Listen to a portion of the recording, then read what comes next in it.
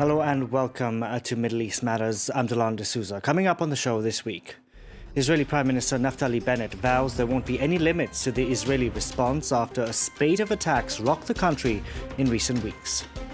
Ripple effects from Russia's invasion of Ukraine being felt in Yemen, pushing the country further to the brink of famine. And an environmental project over in Iraq sees volunteers taking out trash from the banks of the Tigris. But first, there have been a spate of attacks which have taken place in Israel in the past 3 weeks.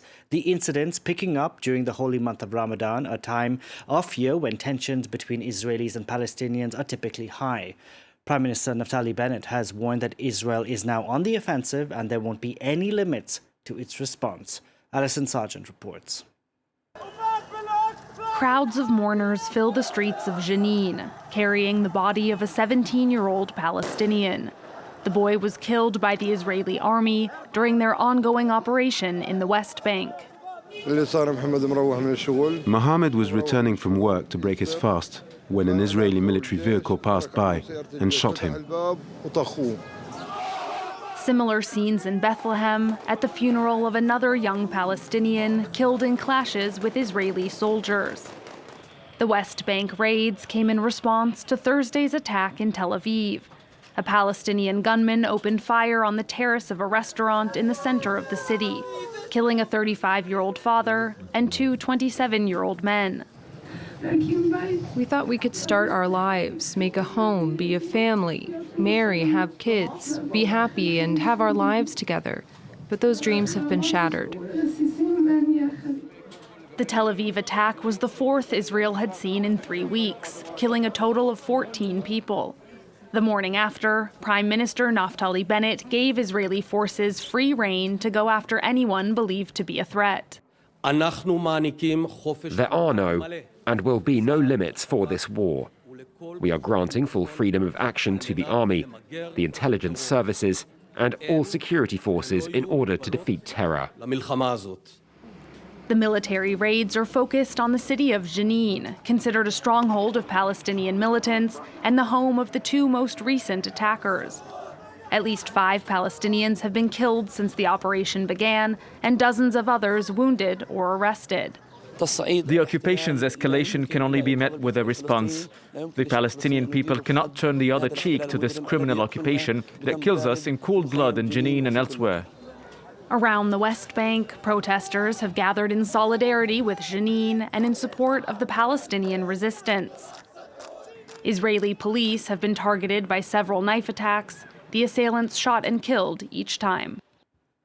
For more on this story, we can bring in Elizabeth Sheppard Sellam, researcher in international relations and security, as well as director of the Politics and International Relations program at the University of Tours. Good to have you with us here on France 24. What is it about this time of year that we see this uptick in violence?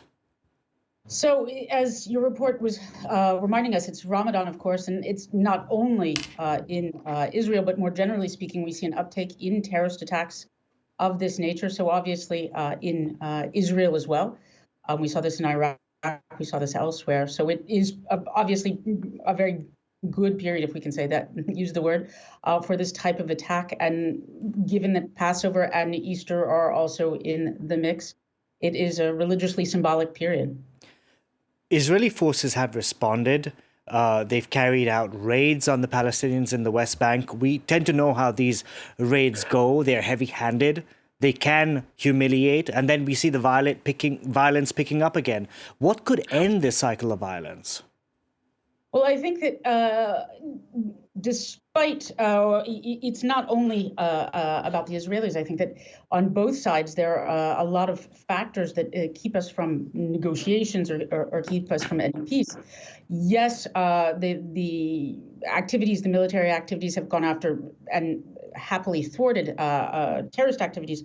But we also see, for example, one of the attackers in Tel Aviv was the son of a retired security officer of the Palestinian Authority, and his father welcoming the attack as well. So as long as both sides aren't willing to negotiate and sort of bring the level down, it is a very difficult situation. Prime Minister Naftali Bennett has warned that, there won't be any limits to Israel's response. But we did have the Palestinian president, Mahmoud Abbas, who did issue a condemnation for some of these attacks. Shouldn't that be an opportunity for the Israelis to say, let's sit down and have a dialogue about this? He condemned one attack, and it's very rare. It's not something, on the contrary, we've seen a lot of, on the contrary, not of condemnation in the Palestinian Authority of more celebrating these attacks, with the exception of the Bnei Brak attack that he did indeed condemn. So it's not as simple as that, unfortunately. Naftali Bennett is experiencing some problems on the political stage. One MP has resigned and his coalition is even further put in jeopardy. Does that limit what he's able to do? Well, indeed, it limits what he's able to do, and it's pushing him to the right to make sure that he doesn't have other defections, because the defections are obviously more linked to the right part of his coalition. Remember that the coalition goes everywhere from the Islamic parties to the right, in a sort of coalition of anything but not Netanyahu. And it's becoming very difficult in a situation. As long as there was peace or relative peace, it was easy. Now that there's a very big sense of insecurity on the part of the population, it becomes very difficult to maintain his position without stepping more towards the right to make sure that he has more support. Elizabeth Sheppard Sellam, we're going to have to leave it there. Thank you very much for joining us on the program today. Thanks. In other news, the head of Yemen's newly created Presidential Council says the 7-year war between the Saudi-backed coalition and Houthi rebels will end through a peace process. President Rabu Mansur Hadi delegated power to the body from Riyadh as a 2-month ceasefire is in effect in Yemen. Saudi Arabia is calling on the council to negotiate with the Houthis under the auspices of the United Nations. The conflict has created the world's worst humanitarian crisis and is seen as a proxy war between Saudi Arabia and Iran. Now, Russia's invasion of Ukraine is having ripple effects around the world, including over in Yemen. There are fears of a grain shortage for the country, which was already on the brink of famine. Selina Sykes reports. In northwest Yemen, farmers are hard at work, harvesting and grinding wheat that will be dispatched across the country. It's a staple food ingredient for the 30 million population, but one that is fast running out. Yemen usually relies on wheat imports that are now under threat because of Russia's war in Ukraine. If the war in Ukraine continues, the price of wheat is going to go up even more. And then there's also the price of petrol. If that continues to rise, the cost of transport will increase too, and that's going to hit the population hard. Ukraine and Russia are both big wheat exporters. Their production has taken a massive hit because of the war, resulting in shortages and rising prices. We're still finding flour for the time being, but we're scared of running out. That's why we're asking traders to import a sufficient stock, and we're calling on affected authorities to produce wheat here in Yemen in order to become self-sufficient. The situation is particularly concerning for Yemen, whose economy has already been devastated by 7 years of civil war. The country is on the brink of famine. The United Nations has warned that 2/3 of the population could need supplies from its food programme in the second half of the year. Next, to a rare environmental project taking place over in Iraq, an army of young volunteers who say they want to be part of the solution have been cleaning up garbage from the banks of the Tigris. Claire Rush reports. With gloves and garbage bags, scores of Baghdad residents pick up the trash littering the banks of the Tigris. They're volunteering for the Cleanup Ambassadors, a local environmental activist group.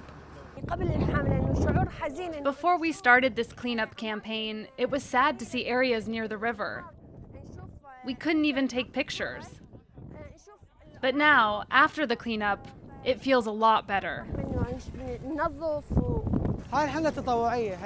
The first aim is to raise awareness and spread our message. There are children, young people and adults cleaning up and supporting this campaign. Iraq has a trash problem, as seen here in the southern city of Basra. Amidst decades of conflict and political turmoil, the country has struggled to build the proper infrastructure for waste collection and disposal.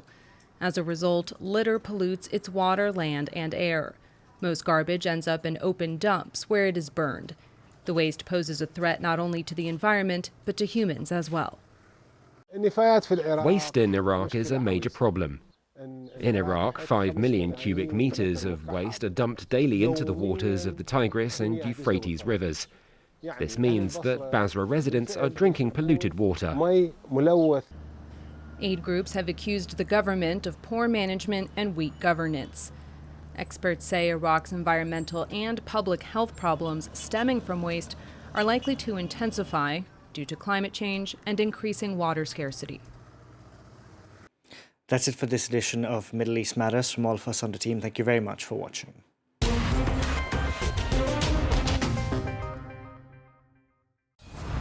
Faced with the Russian invasion, a spirit of resistance and unity has taken hold of Ukraine. Our reporters on the ground have been talking to civilians and soldiers, young conscripts, volunteer paramedics and doctors who operate or deliver babies underground as the bombs fall. Trapped by the war, the Ukrainian people tell stories of darkness and despair, but also of courage and hope. Watch reporters on France 24 and France24.com. Versailles, Mont Saint-Michel, the Louvre are well-known stars of French heritage. But French genius and France harbours many other hidden treasures. The arts, gastronomy, architecture, as well as nature's wonders. Come along with France 24, discover France's living heritage. From young apprentices to accomplished craftsmen and farmers, to Michelin star sporting chefs, meet these people whose passion for their professions preserve and drive French heritage.